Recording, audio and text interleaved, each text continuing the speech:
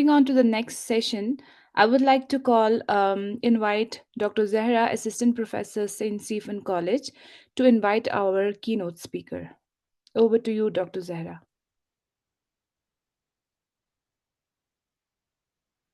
Thank you so much, Farhana, for the kind introduction. I'm so glad to be here as a chair today, especially for such a wonderful keynote address. It's going to be, I'm sure of it. And now it is my pleasure and honor to introduce our keynote addressee, Professor Christina Schar, who's Professor of Culture and Subjectivity, Associate Dean for Doctoral Studies, Arts and Humanities, King's College London, who's going to give us a fantastic address, I'm sure, on digital feminism, neoliberalism, and class inequalities. Before I pass the mic, I'd also like to introduce the co-chair, Farhana Salam, and I'm sure the rapporteurs for today will be there to assist us as well. Thank you. Hello, everybody. Thank you for the very generous introduction. It's a real pleasure and honor to be here. Thank you for the invitation. I'm going to speak on my latest research on digital feminist activism, which I should say from the start is based on qualitative interviews I conducted in the UK and in Germany. So in the global north and in that particular context as such. However, when discussing the keynote with the organizers, we thought it would be interesting if I focused on the ways in which neoliberalism structures digital forms of activism, including digital feminism and class politics, as there are other research papers in this area which have discussed similar dynamics in other countries, including in the global south and including in India. So I do hope that this is of interest, whilst I'm very aware of the kind of geographical limitations of this research. And I also want to briefly apologize for only being able to attend this keynote. It's the weekend, and I have 3 young children and no childcare. So I hope they're going to stay quiet for the next half hour. They have been told that, but just to say there's a good reason why I can't, attend the other sessions. So I'm going to try to share my slides, if that's okay. Here we go. I'm going to make this bigger. Okay. Can everybody see this? Could you give me a quick thumbs up? Yeah, brilliant. Okay, I'll just turn it to slideshow and then we are good to go. So I already mentioned what I'm going to focus on today. So I want to specifically present some findings from my 2022 study on digital feminism, loosely called, so forms of feminist activism that take place on different social media platforms. In my case, I mainly focused on Instagram. I'm going to say a bit more about that later. And the study was called Feminism is Trending, Digital Feminism, Labor and Subjectivity. All the publications are freely accessible online. Just search for my profile and then you can access the publications. It's not behind a journal or anything like that. And the research is based on interviews conducted in early 2022 with feminist activists who are mainly, though not exclusively, active online. I'm going to say a bit more about the sample later. Some of them had a history of having been involved in activism for longer, including street activism. Some of them had only, in inverted commas, joined during the pandemic, so their experience was very much tied to the online world. Most of them were active on Instagram. That was their main platform at the time. These things change. A few of the older ones were also on Facebook. Some of them were on what was then still Twitter. But yeah, I mean, we know that these environments change very quickly. The research, as I've already mentioned, was based in Germany and the UK. Activists came from various countries, though, but they were all based in these countries at the time. The average age was late 30s. And I was interested when framing the study theoretically. I'm not going to say too much about that. I was interested in the parallels between digital and reproductive labor. So digital and reproductive labor are often seen as feminized by scholars, feminist scholars and digital culture scholars. They're also intensely effective and they're also undervalued and often unpaid. And there's interesting parallels between the work that goes into doing activism, both online and offline, but also digital culture and digital work. So I was interested in that. Not going to say too much about that, but given this interest in the focus on reproductive and digital labor and the overlaps, I did focus on activists who were primarily active in the field of care work, reproductive labor, and so on. And I'm going to show you in a bit a slide that just very briefly gives you an overview of what the activists were involved in, but first an overview of the sample. So the research participants were diverse in terms of racial background. Just over half described their class background as middle class. Almost all of the research participants had children, which perhaps makes sense in this case, given that they were focused in their activism on reproductive work. It was evenly divided between metropolitan and rural areas, and the age spread was between 31 and 62, with most of the research participants being in their late 30s or early 40s. And 6 research participants I identified as LGBTQ+, and all identified as women. And in terms of the activism, just to give you a very quick taste of what the activism revolved on, because I'm not going to talk so much about that anymore. It was very much, it was very much around, raising awareness about pregnancy and baby loss amongst Black women and women of color, supporting Black and ethnically diverse parents and raising neurodiverse children, advocating generally for the recognition of the importance of care work, and so on. I say this because once a colleague rather dismissively said to me, "Oh, are you going to talk to women who write about baking cupcakes?" And I said, "No, this is a very politicized space. We don't have to trivialize mothers' political activism in this way." So therefore, I want to show you the spread and diversity of all the different campaigns that were involved in. This was a highly politicized space, very aware of intersectional politics, and one where the activists were really driven to make social and structural change. However, as I'm going to talk about now today, there were intersections, or there was a kind of a strongly felt interplay between neoliberalism and digital feminism. And I should say briefly by neoliberalism, when I personally talk about neoliberalism in my research, I draw on Foucauldian conceptualizations of neoliberalism, including approaches in feminist cultural studies that view neoliberalism as not only a social and economic phenomenon, but also a psychic and affective one. So I'm interested in approaches to neoliberalism that demonstrate how market logics have started to impact all sorts of spheres in our lives beyond the economy. That's the main take, that's the main reading that, for example, Wendy Brown does of Foucault and his work on neoliberalism. And yet I'm also then building on this work through my own research and other people's research by demonstrating that neoliberalism also has a psychic life. It's something that is being lived out emotionally on the ground in various and fractured ways, but that's what I'm also interested in. Today, I want to focus on one aspect of the ways in which neoliberalism intersected with digital feminism, or with the digital feminist activism. And it's that the activist work was increasingly monetized. There was an intensification of monetization. I'm going to focus on that. So neoliberalism intersected with digital feminism first because economically, due to intensifying trends towards making money from one's activism as both actuality and potential. So I should say I adopt a very loose definition and understanding of monetization, very much about seeking to gain economically from activism, not specifically about using a particular platform or service such as Patreon to make money directly, but much more widely a kind of sense of wanting to gain economically from one's activism. So that's my understanding of monetization in this context. Apart from coming to the fore in economic ways, neoliberalism also intersected with digital feminism on an affective level, because activists' emotional investments and passion for making political change have become linked to income generation. And thirdly, on the level of subjectivity, neoliberalism also intersected with digital feminism because the digital economy calls on digital workers, including activists, to engage in practices of self-branding, therefore performatively producing neoliberal subjectivities.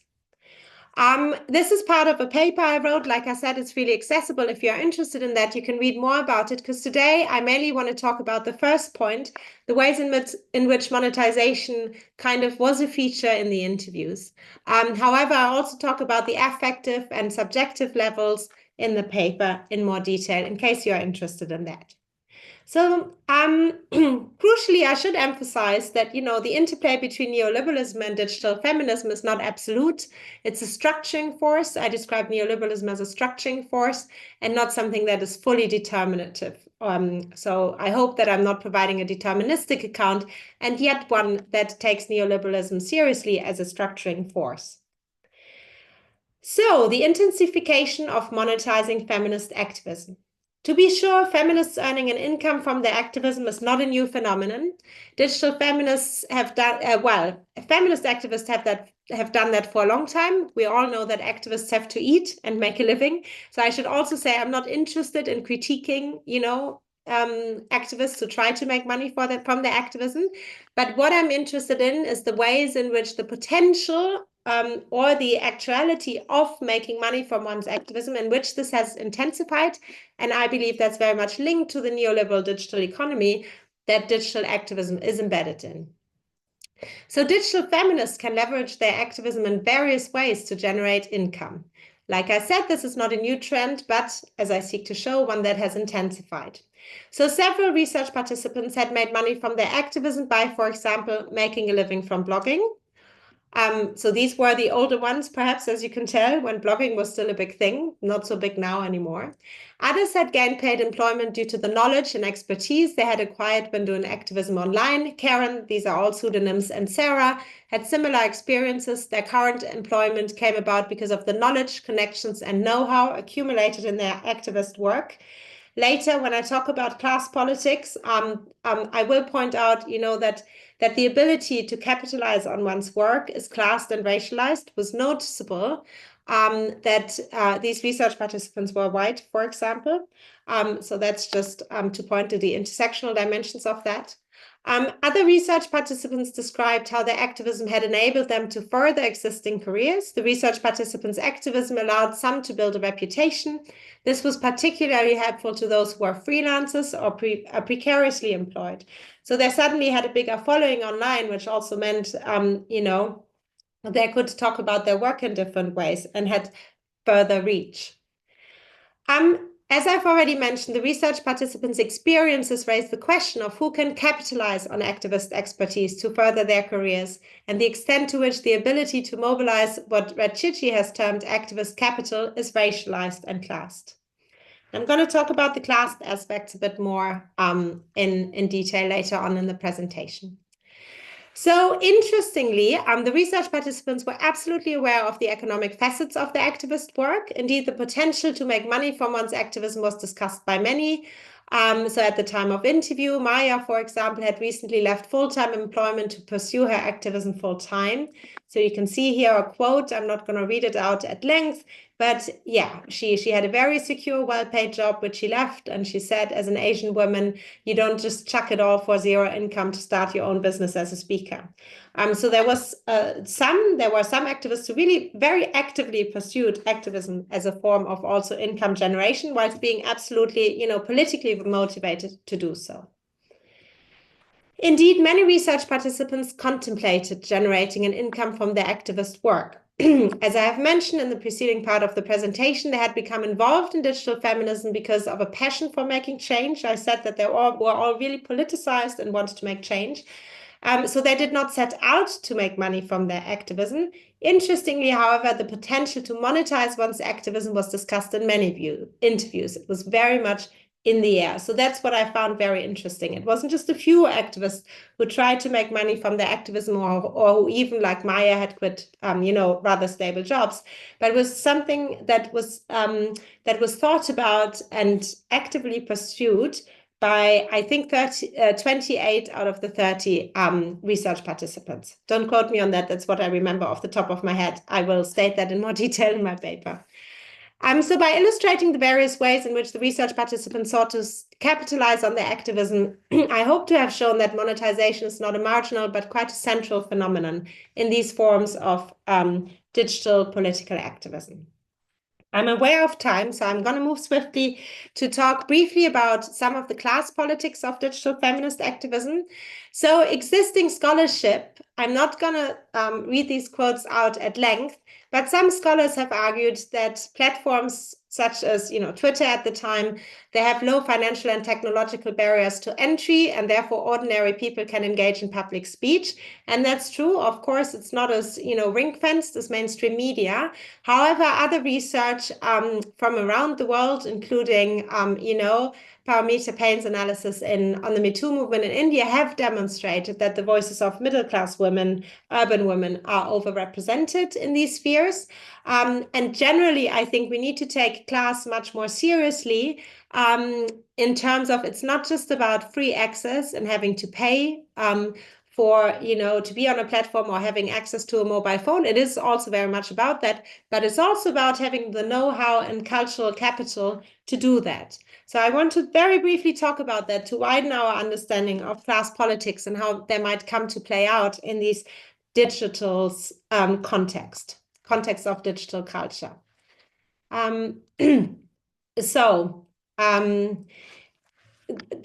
know that Instagram, which, as I said, was the platform most of the activists were very active on, has a very visual focus. So that means a lot of know-how is involved in creating content. And this know-how involves access to relevant education and training, for example, which we know in the UK is stratified by class.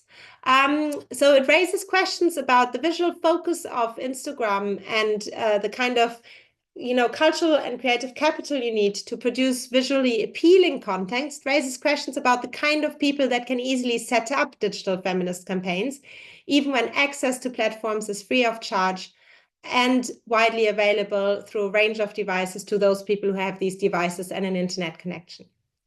Equally important, producing well-designed content requires cultural capital. I'm drawing on Pierre Bourdieu's work here. Arguably, a feeling for visually appealing content does not only involve familiarity with contemporary visual and digital culture on Instagram, but also being confident in one's own taste. And taste, as we know from Bourdieu's work, is something that is acquired and often classed. And this form of knowledge may be more difficult to obtain than, say, professional skills and expertise. Likewise, several of the activists I spoke to were able to mobilize their own networks to get help. And we know that the strength of social networks is classed, however, so social capital is also classed. For example, I had a research participant who talked about the ways in which they had different designs, one for speaking to the wider public, one for speaking to politicians, and they had a friend, a graphic designer, who had made these designs for them. And of course, not everybody has a friend who is a graphic designer and who they know well enough to be able to call on their work for free. Right? So this is just one example. But a lot of the activists had backgrounds in marketing, PR, journalism.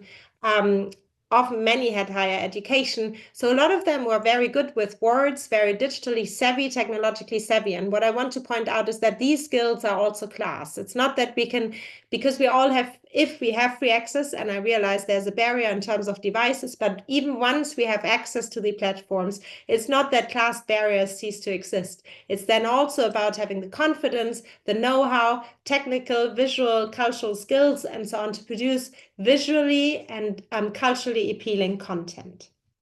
And another facet that I want to shed light on briefly of the class dimensions of doing activism online was the pressure that the activists felt under to say the right things.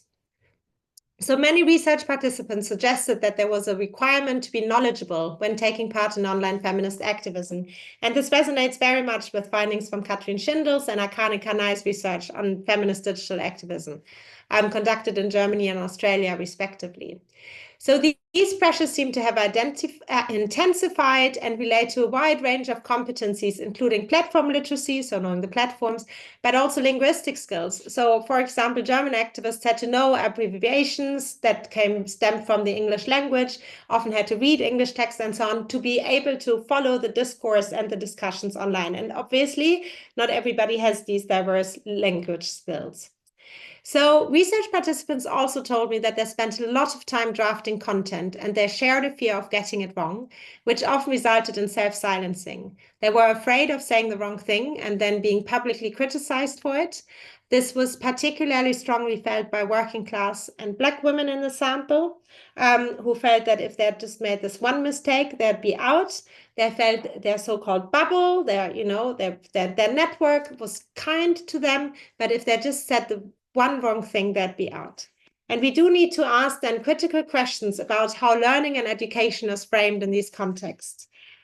This is the last point I wish to make, because learning is often framed as an individual endeavor and an individual responsibility, which therefore leaves out questions about wider structural conditions for knowing. Who can know? Who has access to, what's currently trending, to know what the current terminology is that people want to use, and so on.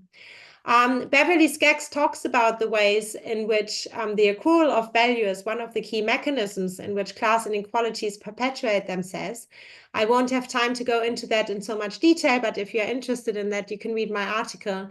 So that's to say that this idea that, if you don't know something and you are therefore a bad person, that's also a mechanism through which class inequalities can be reproduced and perpetuated. So it's not just about drawing boundaries between known subjects and subjects who don't know. These boundaries are also often imbued with class politics. This work highlights that the need to know may also figure as a boundary drawing exercise between subjects or activists who can accrue value by learning and those who may struggle to do so. So in conclusion then, what I hope to have shown is that there is an ongoing need for critical engagement within which activism takes place. In this case, it's the neoliberal digital economy, and that raises questions about, for example, the kinds of subjectivities that are called forth in these contexts. So a self-branding self, but also an authentic self, a technologically skilled self, a self that improves through self-learning, that optimizes learning and knowledge production. So we have to really ask critical questions about the ways in which the digital cultural context in which this activism takes place, not exclusively, but primarily in the case of my research. We need to ask critical questions about the kinds of selves that are being performatively produced in these contexts. And I also hope to have shown that there's a need to think about unequal power relationships in ways that attempt to go beyond dichotomous models of inclusion and exclusion. Like I said, even if you have access to these platforms, and I realize this is privileged already, that doesn't necessarily mean that you feel you have the same ability to talk and to be heard, and importantly, to produce content that, is being picked up widely. And I hope that such an approach allows us to gain a more in-depth understanding of how power relationships may be reproduced, but also challenged in the context of digital feminism. Thank you. Thank you so much, Professor Schar. I feel like we're going to have so many questions for you to discuss, and we'll try to keep it to time as well. So with your permission, may I pose a couple of questions and we'll see how it goes from there. Thank you so much. This one is a very heavy question. And it's going to take some time to really flesh out as well. This is, despite its promise of inclusivity, how does the digital space replicate offline class, race, and gender hierarchies? Yeah, that's a really good question. I think it does. I mean, I hope to have spoken a little already about, class hierarchies in relation to race. Like I said, often these exclusionary processes that I identified were particularly strongly felt by research participants who were marginalized in multiple ways, through class, through race, also through their sexuality, perhaps. So this fear of saying the wrong thing, for example, in my paper, I contrast two statements, one by white middle-class research participants who said, I'm paraphrasing. Yes, I am. Sometimes you get things wrong, but then you know what you say, and then you just put it right, and that's it. Versus several other research participants who were from working class and or Asian or Black backgrounds, and who said, I really carefully craft my content. I really don't want to draw any negative attention to me. What if I say the wrong thing? One actually even had stopped posting. She had gotten many followers because people liked her content. This was a Black working class woman. And she then stopped posting because she was afraid of saying the wrong things. So yes, absolutely. I think there's a production of class, race, and also gender hierarchies. Very briefly, I talk about that in a different paper, but what I found fascinating was the ways in which femininities, and I see that as, something performatively produced, not an essentialist quality, but femininity as a kind of cultural construct often remained really unquestioned. This idea that you have to include everybody, be nice to everybody, constantly keep everybody in your mind, which, epistemologically is really difficult and hard to do, that wasn't questioned. And that's such a reproduction of, a feminine ideal that which in turn intersects with whiteness and with middle classness. The good woman, Akane Kanai writes about that interestingly in her work as well. So absolutely yes to this question from Farana. Thank you. Thank you so much. I think we have time for maybe one or two short questions. And I have one which speaks to some of the boundary drawing and self-reflexive anxiety of content production and sharing online. And this is very specific in terms of digital feminism. And this is a query about the dissonance between form and content oftentimes when you are trying to adapt your content to a trending audio maybe or a trending form like talking about something horrifying but using the get ready with me format or using a Doja Cat song and talking about something that's very serious. Did your participants talk about this dissonance between form and content, or did you come across this in your work with them? That's a really good question. Yes, thank you. Yes, they did talk about that.